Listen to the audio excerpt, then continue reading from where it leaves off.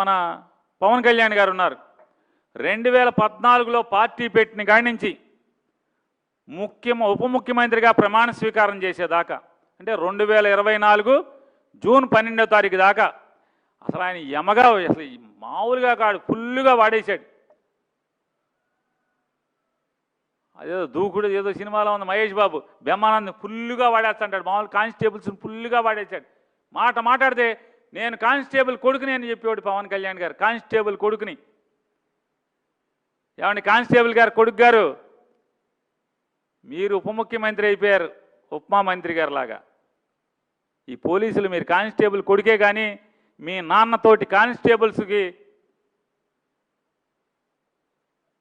Leave encashment, surrender లీవులు కానీ లేదా టీఏలు కానీ ఈ ఏపీఎస్పీ కానిస్టేబుల్ కష్టాలు కానీ మీ నాన్నతోటోళ్లే కదా ఈ కానిస్టేబుల్స్. మీరు కానిస్టేబుల్ కొడుకు కదా, వినరా? మీకు ఎన్ని కాగితాలు ఇచ్చారు? మీకు ఎన్ని కాగితాలు ఇచ్చారు కానిస్టేబుల్ కొడుకు గారు? మీకు ఆ మహజర్లు, ఆ విజ్ఞాపనలు చూడరా మీరు? మీ మనసుకి వెళ్ళదా? చెప్తారుగా పెద్ద గుండు ఉందని చెప్పని. గుండుందా? ఏముంది? వాడుకోవడానికి మాత్రం ఫుల్గా నేను కానిస్టేబుల్ కొడుకునని వాడేసుకుంటారు. ఓట్లు అడుక్కునేప్పుడు జనాలకు చెప్తాకైతే కానిస్టేబుల్ కొడుకు. ఇవాళ ఈ కానిస్టేబుల్ బాధలు పట్టవా అని అడుగుతున్నాను. అధికారం వచ్చే వరకు వాడుకుంటారు ఈ పోలీసుల్ని, కానిస్టేబుల్స్ని. ఇప్పుడేం పలకరా మీరు?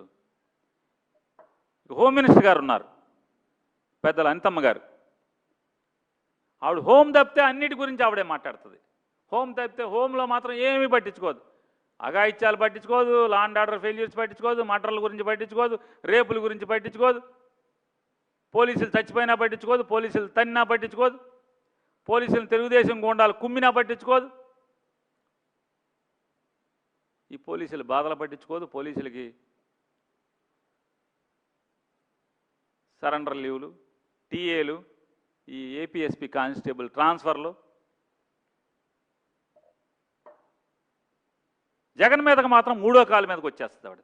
జగన్ని తిట్టాలి. ఎవడున్నాడరా మీ మంత్రుల్లో? జగన్ గారు, చంద్రబాబు లేస్తాడు, లేదా లోకేష్, ఎవడున్నాడరా మనవాడు అందుబాటులో, జగన్ తిట్టాలి. నేనున్నాను సార్ అని విశాఖపట్నం నుంచి పరిగెత్తుకు వచ్చేస్తుంది ఆవిడ. మిగతా వాళ్ళు ఇక్కడ ఉంటారు, బెజవాడలో ఉంటాడు, ఈ పక్కన గుడివాడలో ఉంటారు, ఆ పక్కన అక్కడ ఉంటారు, ఈ పక్కన నూజివీడులో ఉంటారు, ఏలూరులో ఉంటారు, అన్ని చోట్ల ఉంటారు, పాలకొల్లో ఉంటారు, ఈ పక్కన ఉంటారు. వాళ్ళేమో సైకిల్ వేసుకు రావాలి, ఈవిడ విమానం వేసుకొస్తుంది కదా, అందుకని లేట్ అయిపోద్ది అనుకోండి. ఆవిడ ముందు వచ్చి మాట తిట్టి వెళ్ళిపోద్ది జగన్ గారు. ఆవిడ మాత్రం చాలా సులువుగా ఈ జీవో 329 మాత్రం transfer of APSP constables to AR constables మాత్రం అంగుళం కదలదు. 2010, 2026 ఇది, అంటే 16 ఏళ్ళైనా ఇది కదలదు. హోమ్ మినిస్టర్ గారు మాత్రం చాలా సులువుగా క్రిస్టియన్ నుంచి హిందూగా ట్రాన్స్ఫర్ అయిపోయారు. ఆవిడ మాత్రం ఎంత సులువుగా అంటే అంత సులువుగా ట్రాన్స్ఫర్ అయిపోయారు.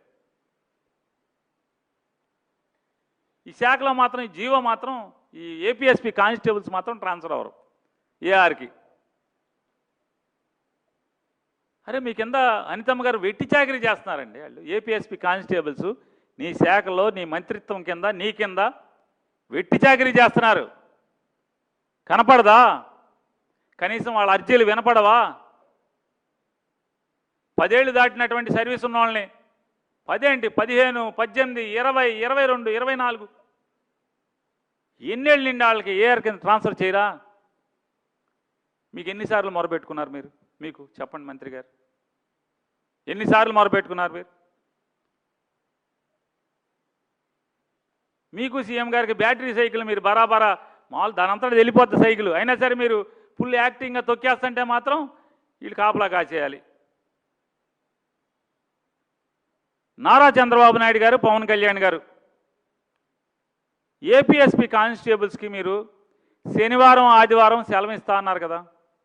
పవన్ కళ్యాణ్ గారు, కానిస్టేబుల్ కొడుకు గారు, మీరు నారా చంద్రబాబు నాయుడు గారు ఎన్నికల ముందు ఏపీ స్పెషల్ పోలీస్ కానిస్టేబుల్స్కి శనివారం, ఆదివారం సెలవిస్తా అన్నారు కదా.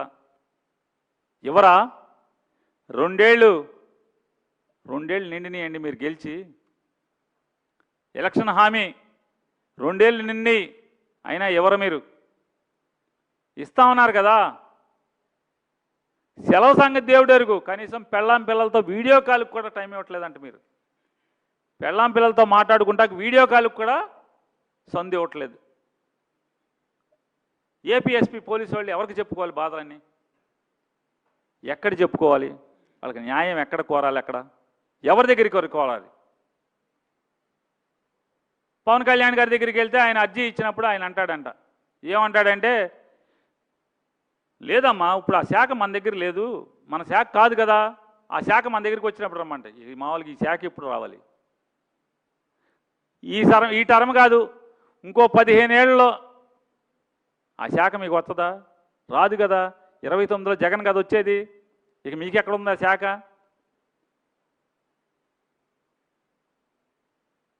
పేరుకేమో డిప్యూటీ సీఎం, మీకు ఆ శాఖతో సంబంధం లేదు.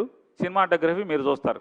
అసలు చాలా గంపంతైన అసలు మామూలు చిత్ర విచిత్రాలు ఉంటాయి ఈ గవర్నమెంట్లో. హోమ్ మినిస్టర్ గారేమో హోమ్ డిపార్ట్మెంట్ చూడరు, ఆవిడ విద్యాశాఖ, ఆ శాఖ, ఈ శాఖ చూస్తుంది. విద్యాశాఖ మంత్రి గారు విద్యాశాఖ చూడడు, ఆయన పరిశ్రమల శాఖ చూస్తాడు. పరిశ్రమల శాఖ మంత్రి ఏమో పరిశ్రమల శాఖ చూడడు, ఆయనేమో మామూలుగా కర్నూలులో లాండ్ ఆర్డర్ చూస్తూ ఉంటాడు. ఇరిగేషన్ శాఖ మంత్రిగా ఇరిగేషన్ శాఖ చూడడం, ఇంధన పొదుపు చూస్తుంటాడు ఆయన, అంటే ఎనర్జీ, ఆయన ఎనర్జీ చూస్తాడు. ఎవడు ఇది మెంటల్ హాస్పిటల్? ఈ మంత్రివర్గం ఏంటి అర్థం కాదు. ఎవడి శాఖ ఆడు చూడడం ఎంతసేపు పక్కోడి శాఖ చూస్తూ ఉంటారు ఎవడికాడు.